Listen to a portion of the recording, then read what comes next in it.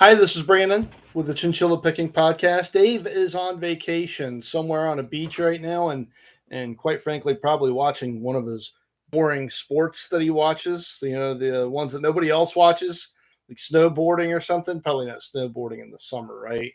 But Wimbledon, I think, was on, so he's probably glued to that right now.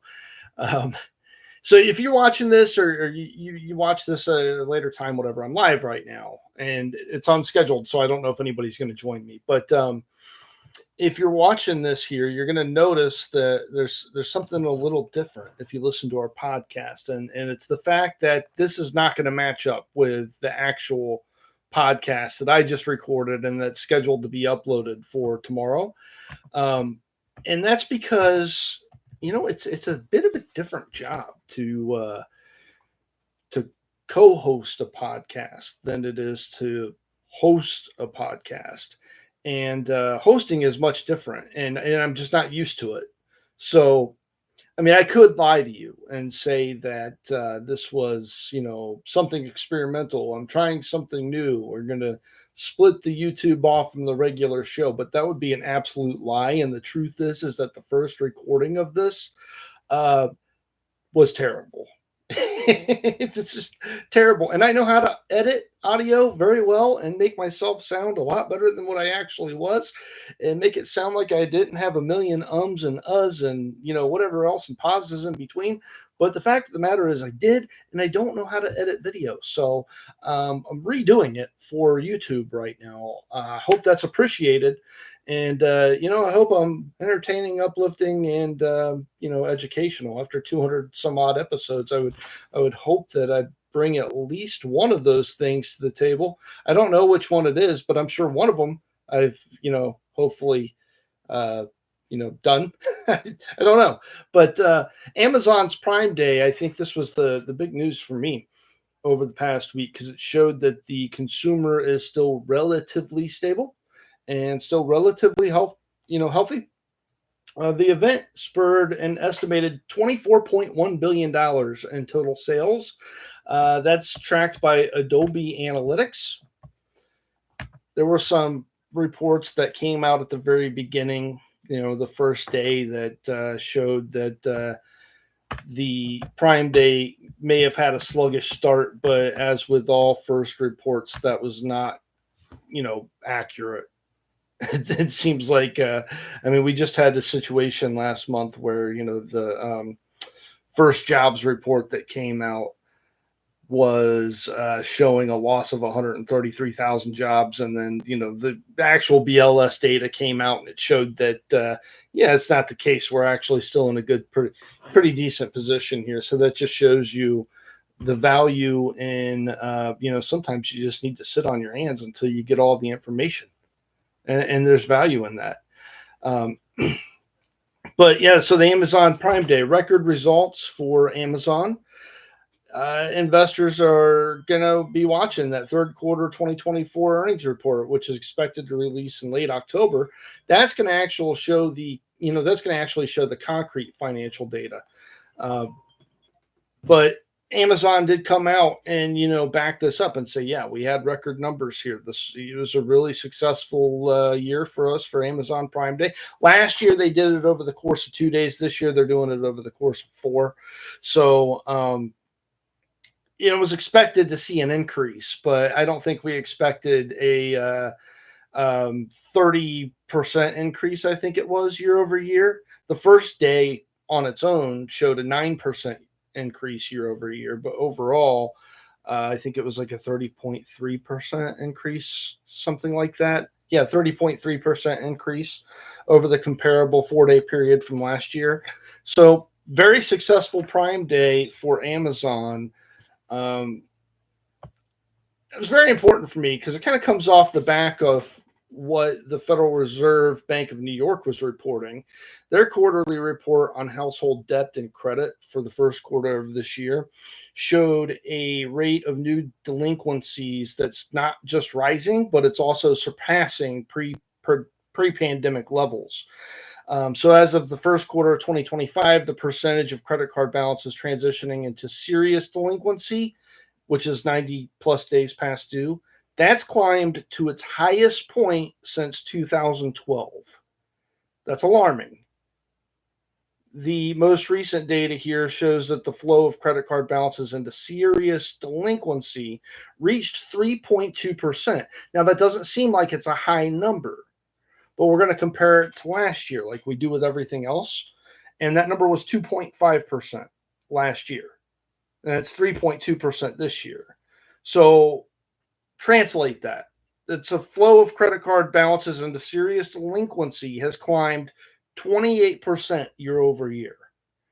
That's worrying. It's a red flag, obviously, for the economy. Meanwhile, the banks are reporting tighter lending standards. So every quarter, the Fed directly surveys senior loan officers at large domestic banks in the United States and branches of foreign banks as well. And they ask some questions such as, like, over the past 3 months, how have your bank's credit standards for approving applications changed? And the senior loan officer, oh, I'm sorry, this is the senior officer opinion survey, shows that banks have been tightening their lending standards for credit cards and other consumer loans. They're becoming more selective about who they lend to. They're reducing credit limits. They're less willing to approve applications from borrowers with lower credit scores. Now, couple that with the fact that we got about 20 million people here in the United States who are at risk now for student loan default. And those credit scores are going lower. Meanwhile, the banks are tightening their purses here. So we've got a situation that could lend to a serious credit crunch if the Federal Reserve is not careful. The slowdown's not just in credit cards. Demand for auto loans and other personal loans is also weakened. This indicates a broader pullback on large purchases that typically require financing. So that's less people buying houses, less people buying cars, less people getting loans altogether. This is a tipping point for us right now. We're still at a situation right now where the U.S. consumer is relatively healthy. The Prime Day sales show that. But the Federal Reserve needs to step in my opinion, and start lowering interest rates. I don't know why they're not. I don't get it. We're near that 2% inflation rate target that they set. We're as close probably as we ever have been. They never hit it. It's never a realistic target. It's never exact. But we're close to it. And we're in a situation right now where if they don't step in and start lowering interest rates, it could be a problem. And I usually belong to the Austrian economic school of thought when it comes to the Federal Reserve. I do 100% of the time, actually. And I think that these interest rates should not be maestroed by the Federal Reserve. They should be maestroed by the market. It should be 100% free market, but it's not. This is the world we're living in, so we have to, make these guesses on what's the right thing and what's not the right thing. Right now, in my opinion, we need to lower interest rates, and we need to lower those interest rates, but not be aggressive about it. We don't need to be aggressive, but we need to start lowering the interest rates and keep things on track. So that brings me to my next question. What happens if Jerome Powell is replaced? In this case, I think the market actually takes off. I think we get a nice boom in the stock market if Jerome Powell does step down. Now, there's been some rumors and innuendos that over the past couple of weeks that he was thinking about stepping down and that Trump was going to replace him. I don't know if it's true. Hasn't been confirmed yet. But if it does happen, I think the market takes off because the market is going to expect lower interest rates at a faster rate. So keep an eye out on that as well. As far as the banks go, obviously for me, I don't invest in banks directly. I don't own any banks other than what Berkshire Hathaway owns. It's just, there's so many other opportunities out there to invest in businesses and industries that are much higher growth than financials. But I still pay attention to especially Citibank and JP Morgan and the big guys. I still listen to those conference calls and read the earnings reports, and I'm not looking to see if they beat their earnings estimate by a few pennies. I don't care because I don't own the stock, right? That's not my game. But I'm looking at what they're saying about credit provisions, full year guidance revisions, loan growth, what they're telling me about the future, what they're saying about home loans, auto loans, student loans, things like that. Those are the things that I think that the average investor should be paying attention to for the next week to see what those big banks have to say. It's going to be a big week. It really will. It's going to be a big week. I mean, we're starting quarter two. This is the quarter that a lot of economists are saying that, those tariffs and stuff are going to, really show up on these earnings reports. They were wrong about the first quarter. I think they're going to be wrong about this quarter too. I don't like tariffs myself. I've made that very well known, but I think that we're in a lot better position than what a lot of people were expecting us to be and what they expect us to be in the future as well. Hopefully I'm right.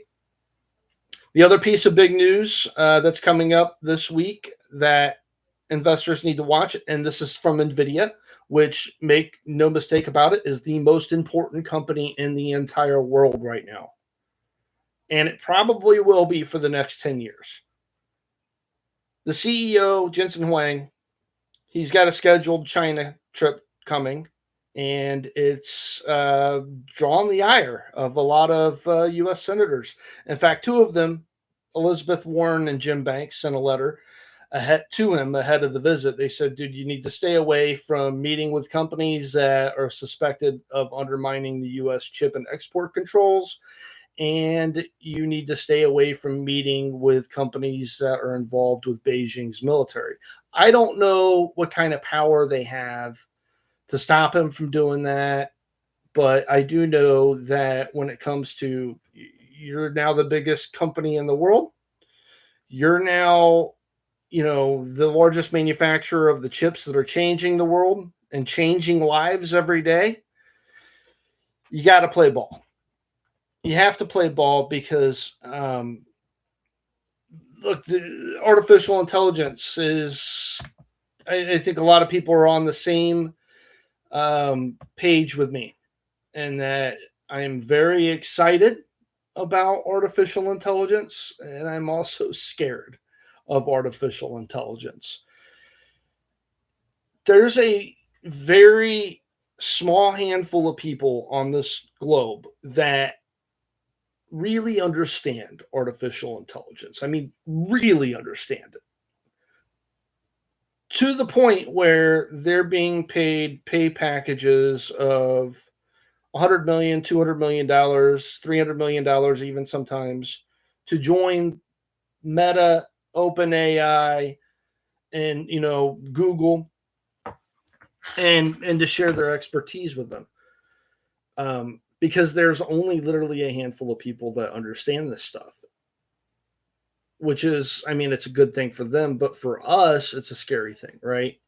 And my big concern right now for NVIDIA and for these companies like Meta and the artificial intelligence leaders right now is the fear factor. There's a lot of people that are looking at this and saying, yeah, I'm excited for some things, but look, this could lead to the end of the world. It could be catastrophic in the long term for humans. And people are reaching that conclusion, I think, largely because we don't understand it. And it's not explained to us. I think these companies need to get out in front of this. Well, not in front of it, but need to get out right now and start explaining how they're self-regulating these things, the difference between generative and super intelligence, and at least help us realize that, hopefully at least, that this is something that is going to be beneficial for humanity in the long term. And I think they need to hire PR firms and educate them and let them come out and explain this to us like humans. Because, I mean, let's be honest with you. Even Jensen Huang Mark Zuckerberg, Elon Musk, when they get out and they try to talk to us about this, they don't sound like real people. They don't talk like real people talk. They're above us. They're above us until intelligence wise. They're not on the same wavelength as we are. We need somebody on the same wavelength, or somebody that could at least pretend to be on the same wavelength that we're on, to explain it to us. Because my concern here with people being so fearful of this, if they continue to be as fearful as they are, we're going to elect politicians that are going to regulate it to no end. And be honest with me, I mean, when the federal government regulates something, do they ever do it right? I don't think so. I don't think they do it right. But we're going to see this be, I think, the most amount of heavy regulations coming down onto this industry in the next 10 years like we've never seen before. So they need to get out in front of it and start showing us how they're self-regulating this artificial intelligence stuff. And I'm speaking about this as an investor, not as a conspiracy theorist, nothing like that. And I am an investor in NVIDIA. I will continue to be an investor in the most important company in the world. I think that's a no-brainer. But for their own sake, and something that will hopefully save their company billions of dollars in the future, and avoid mass regulations that are probably hopefully not needed. Get out to us, get out in front of this, explain to us why this is good for us. That's all. That's what I have for today. I stumbled through this one a little bit too. Again, I'm not used to not having a co-host to bounce things off of, but and it's a bit awkward doing this on my own. Not used to it. Hope I was educational, uplifting, entertaining, I think is the other one. I hope I was one of them at least. Let me know in the comments how you think I did. I don't care if you didn't like it. Give me feedback. I'm always open to it. Have a good night and a great weekend.